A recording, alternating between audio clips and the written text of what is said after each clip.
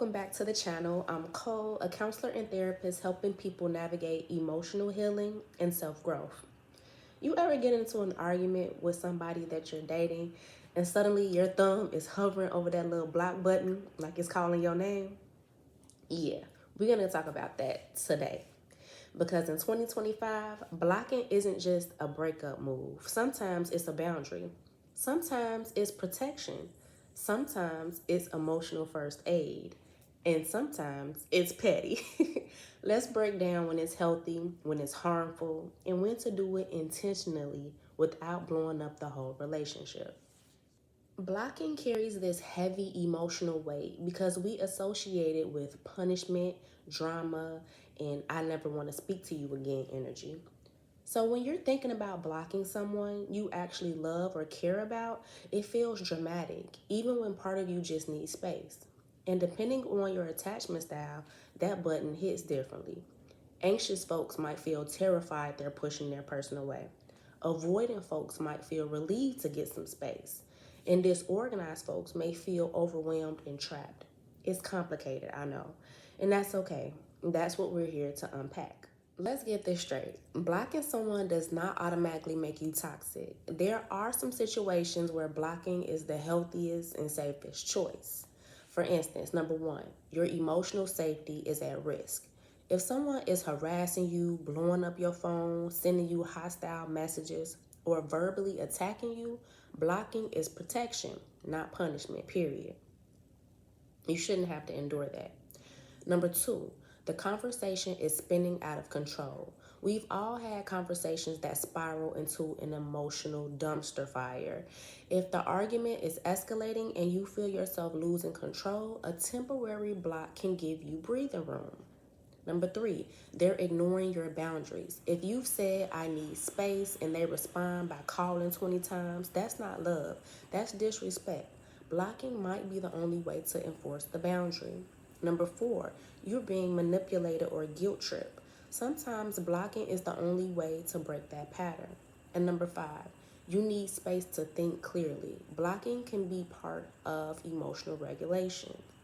No, not forever, but just long enough for you to calm your nervous system. These are all instances where blocking may be the healthiest choice. Now let's get into when blocking may not be the healthiest choice. We gotta be honest here. Blocking can also become a toxic pattern. Number one, when it's avoidance. If you're blocking instead of communicating, the real issue never gets addressed. Number two, when it's used to punish or control. Since I'm mad at you, you don't get access to me. That's manipulation, not a boundary.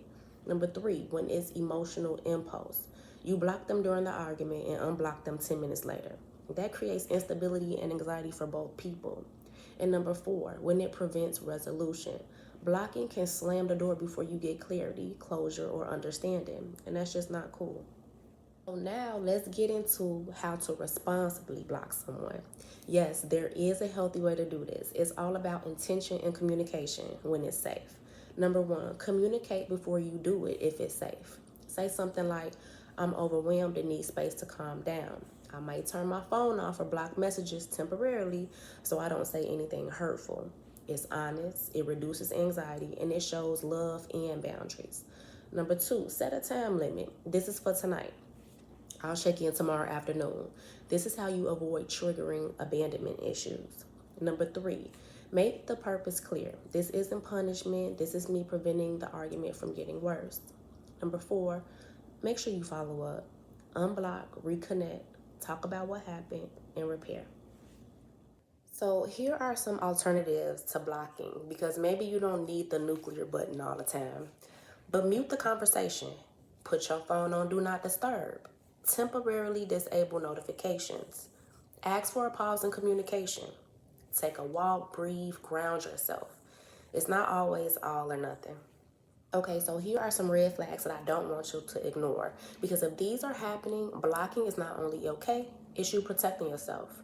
If you feel fear or dread when they text, the messages are abusive or manipulative, they violate your boundaries repeatedly, they don't respect I need space, or you feel safe emotionally or physically.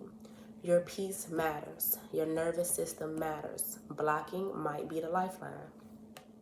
If anything that I've shared so far resonates or hits home, please consider liking and subscribing. Blocking doesn't make you petty, it doesn't make you dramatic, and it doesn't make you immature. But it does matter why you're doing it. Intent, purpose, safety, and clarity. So the real question isn't, is it okay to block someone I'm dating? The real question is this blocking coming from protection or punishment? Let me know in the comments, have you ever had to block someone you were dating?